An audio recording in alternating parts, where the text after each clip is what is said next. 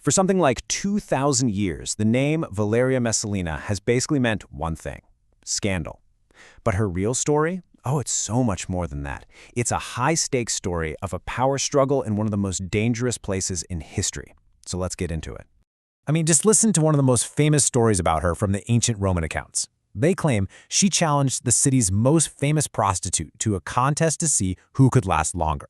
And she won. That's the kind of wild story that has defined her legacy for centuries, painting this picture of a woman just driven by these insatiable, corrupt desires. And that's really the big question here, isn't it?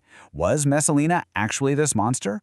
Or was she the victim of a pretty brilliant political smear campaign?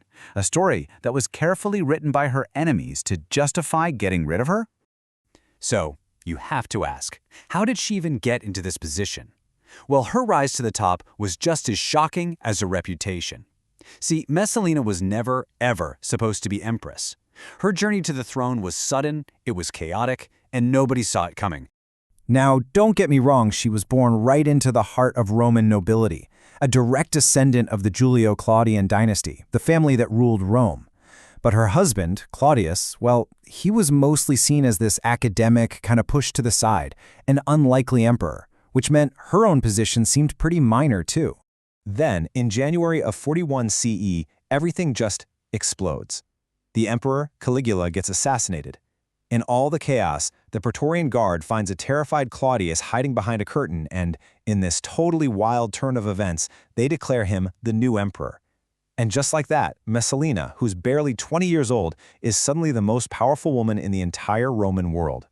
And she didn't just sit back and enjoy the view from the throne. She immediately started playing the game. You have to understand, the Roman court was a total nest of vipers. For Messalina, using her power wasn't just about being ambitious. It was literally about survival. So the ideal Roman empress was supposed to be, quiet, stay at home, be a symbol of virtue. But Messalina? She was the exact opposite. She was an active, influential political force. She made these key alliances with really powerful men, and as we're going to see, she ruthlessly got rid of anyone she thought was a threat. So what was her go-to weapon? The accusation.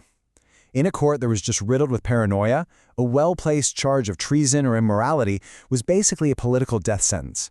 Now, the ancient historians saw this as proof she was cruel, but a lot of modern scholars see a calculated strategy to protect herself and her kids in an incredibly dangerous world. Okay, this brings us to the event that sealed her fate, the Silius affair. And this wasn't just some secret romance. The ancient sources paint it as a brazen, high-stakes gamble for the throne itself. I mean, the sheer nerve of this plan is just off the charts. First, she gets together with Gaius Silius, a really prominent and ambitious senator. Then, and get this, while her husband, the emperor, is out of town, she publicly marries Silius right there in Rome. The ancient writers claimed the goal was obvious: get rid of the aging Claudius and rule through a new, younger emperor that she could control. And this is the great debate, right? Was this a thought-out plan to seize power, the ultimate move in a political chess match?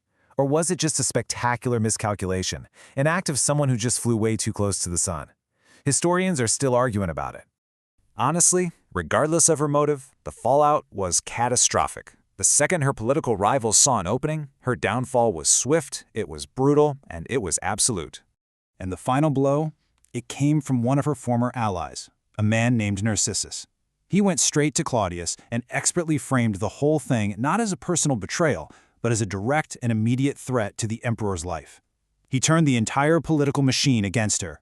Narcissus made sure Claudius was convinced that Messalina had to be eliminated, immediately.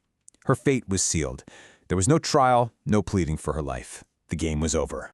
In the year 48 CE, in a garden where she had tried to hide, the Empress Valeria Messalina was executed on her husband's orders. She was only about 28 years old. But just killing her wasn't enough for her enemies.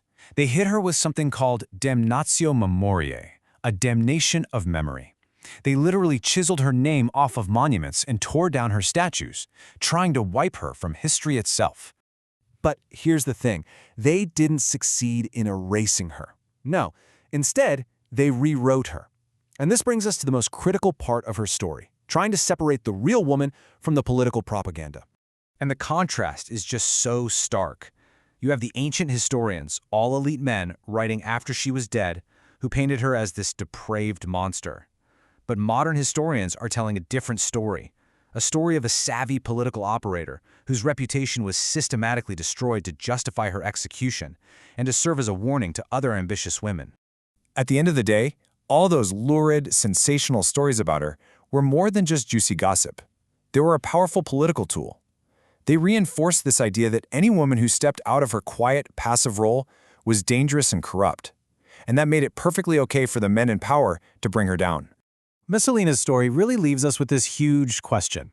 It forces us to look at history and ask ourselves how many other powerful figures, especially women, have been turned into villains by the very people who won, by the very people who benefited from their fall.